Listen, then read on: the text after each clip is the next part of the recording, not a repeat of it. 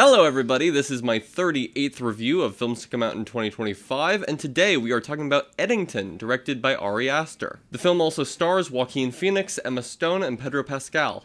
I've really enjoyed everything I've seen from Ari Aster so far, and for different reasons. Hereditary is an effective horror movie with no jump scares, so I think that's impressive, but it's pretty straightforward. Midsummer, I think, is a little more unconventional, and I think the reaction to it was a little more mixed. I felt that the director's cut was an improvement over the theatrical one. I think it made more sense in terms of character motivation, but all in all, I thought it was very impressive that it was a horror film all shot in, like, bright, colorful daytime. To me, that alone is a big accomplishment, and, you know, there's a lot more to appreciate about the film. But yeah, the reaction was more mixed. I liked it just about as much as Hereditary. With Beau's Afraid, he moved away from horror, making a more surrealist, absurd thriller, I guess you would call it? I don't know. Personally, I really enjoyed the movie overall. I loved the first half, and I hated the ending. The movie's split up into 4 parts, and I think each is worse than the last. But the first 2 are very, very strong, and the third one is pretty cool as well. But the ending was not good. Beau's Afraid also did not do well in the box office. Just wanted to give you some context on my opinions of his previous films, but with Eddington, I think this is even more of a mixed reaction than Beau's Afraid. I feel like most people aren't really liking this too much. But what did I think of the movie? Would I recommend Eddington?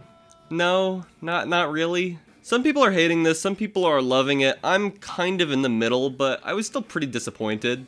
Again, I really enjoyed Ari Aster's previous films, and I feel like, despite liking them for very different reasons, I liked them all about equally, but to me this was a big step down in quality. It's the first Ari Aster movie I would say I straight up didn't really enjoy. This is one of many movies I've seen this year where I walked out of the theater thinking, what was that even trying to be? But unlike other movies I've thought that about, like Parthenope earlier this year, I do have more of a desire to revisit this. Maybe one day, maybe try harder to figure out what this is going for and what Ari Aster is trying to say here. But honestly, I'm not sure this movie is saying much of anything. I kind of feel like it's just provocative with no reason. Now, with that being said, I don't like it when movies have to outright tell the audience, like, this is what I think politically. You don't have to dumb things down. I don't want Ari Aster to outright say what he feels about these issues. But I just feel like this movie didn't say anything. It's weird. It's weird to focus on all these contemporary political movements, and by the end, I don't really feel like you're saying much. And my biggest problem with the movie is just, like, the entire story. It feels like it's trying to switch things up constantly to a point where I couldn't really connect with anything. Like, something would be interesting to me, and I'd be invested in it, and then the movie would drop it and move on to something else.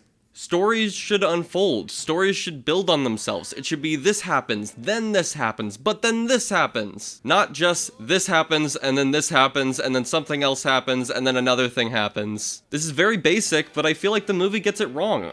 Each point in a story should build to something else. People sometimes use the phrase greater than the sum of its parts, when different parts of something work so well together that the whole is greater than all the parts individually. This movie is the opposite of that. Because there's aspects of the story I really like and was kind of invested in, but it's just ruined by the structure of the overall film and the way it's trying to combine different things. Honestly, I think a good 30 to 40 minutes should be cut from this. I mean, more importantly, the story should be reworked, but still, this movie's way too long. It's like more than 2.5 hours, I think? In general, the editing is not very strong in this movie, and I'm not just talking about pacing. There are like weird fades and transitions and stuff like that just didn't really fit the movie. I do really love Joaquin Phoenix as an actor, and I think he's doing a really great job in this movie. There's a lot of subtleties to his performance that I thought were funny and great and worked well for his character.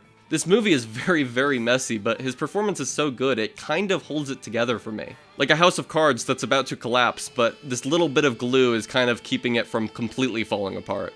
I really like Pedro Pascal and Emma Stone too, but I feel like they're very underused in this movie. I wanted to see more of a range from their characters, but it just didn't happen.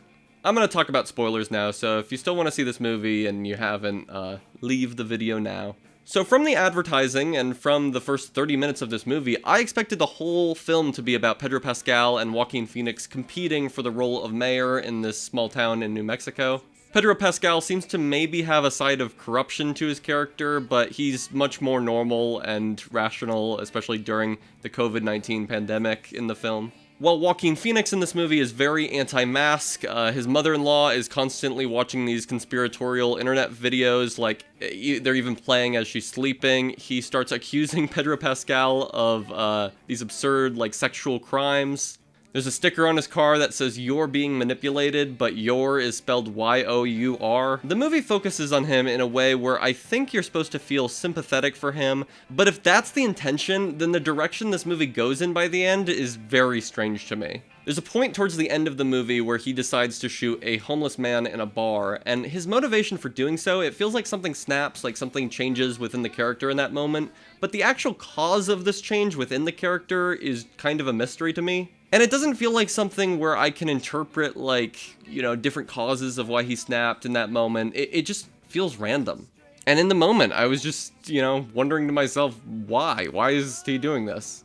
I was invested in whether or not he would be caught for these murders, but, like, I can't sympathize for the character after that point.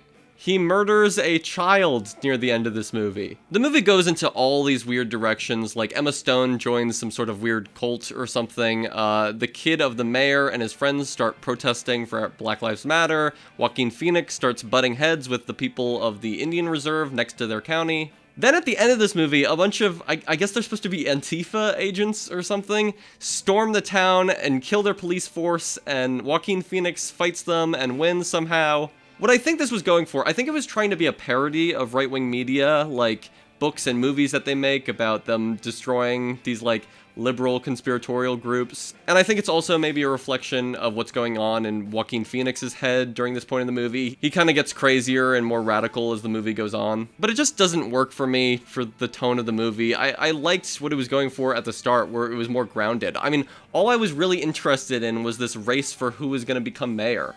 But that plotline is kind of abandoned for the second half of the movie. It does come back at the end, but I just wasn't invested by then. Ari Aster is from New Mexico, so one thing I do really like about this movie is there is a clear familiarity with that region of the US. And again, the cast is very good, not just those three actors, the whole cast is very good in this movie. There are some moments that definitely did make me laugh. There's one point where, like, this 18-year-old white kid is talking to his dad at dinner, and behind the dinner table is, like, a bunch of rifles. And he's talking to his dad, he's like, "I think we're light years away from being true anti-racists in our community." Yeah, you know, I mean, I'm trying, but I still think I'm years away from being a true anti-white advocate. And then the dad's reaction, I can't say what he says, but it had me laughing a lot.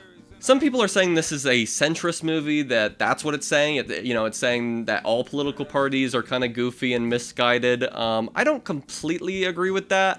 I mean, the way the two political parties are portrayed in this movie, like Joaquin Phoenix is portrayed as a murderer by the end, and Pedro Pascal on the other side is pretty normal. I do actually like the ending. I thought it was clever how they show the tech companies, you know, switching sides and use this town as sort of a metaphor for America.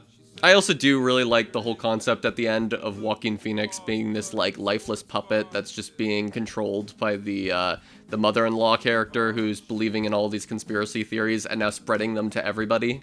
It was absurd and funny and kind of dark. I liked what it was going for. So yeah, I don't really feel like this is a centrist film. I think it's criticizing the right a whole lot more than it's criticizing the left, but I do kind of understand where people are coming from, especially in the way that the George Floyd protesters are portrayed in this movie, which I too felt was kind of weird. Although I did kind of like the storyline of the one kid who's just there because he has like a crush on a girl who's really into these protests. And I like that the movie ends with him becoming like a right-wing online commentator. So again, by the end of that plot line, it's more of a criticism of the right than the left, and how people are more so motivated by money or a crush on a girl or something rather than what they actually believe in. Seems like the character doesn't really believe in anything at all, so I kind of like that commentary. Overall, it's an interesting movie. I will admit, I definitely have been thinking about it since I've seen it. I saw it like 2 weeks ago, and it stuck with me to some extent. And I am kind of interested to revisit it someday. But at the end of the day, it's pretty much a mess story-wise, and it's way too long. As I'm making this review, I am starting to appreciate certain aspects of the film a little more. I think there is more commentary going on here than I first thought. Some people feel like this movie is analyzing how we got to where we are in 2025, especially politics-wise, and this movie is sort of like a great metaphor for that, and how, you know, 2020 COVID broke so many people's brains. But personally, I think this movie is more hollow than those people are making it out to be. What I wanted was a new and insightful commentary on this period of time in America, the quarantine, and I just didn't really feel like I got that. So I am kind of in the middle here. I'm going to give this 2.5 stars out of 5. On Monday, I will make a review for Sorry Baby, directed and written and starring Ava Victor, so subscribe to see that. In the description, I will put a link to my Letterboxd list ranking all of the movies I've seen of 2025 so far. Here is the ranking so far, here is where Eddington is placed, and there is the rest of the movies I've seen this year.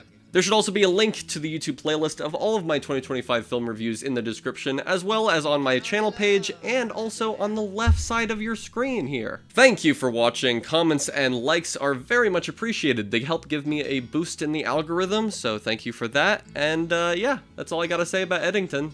See ya!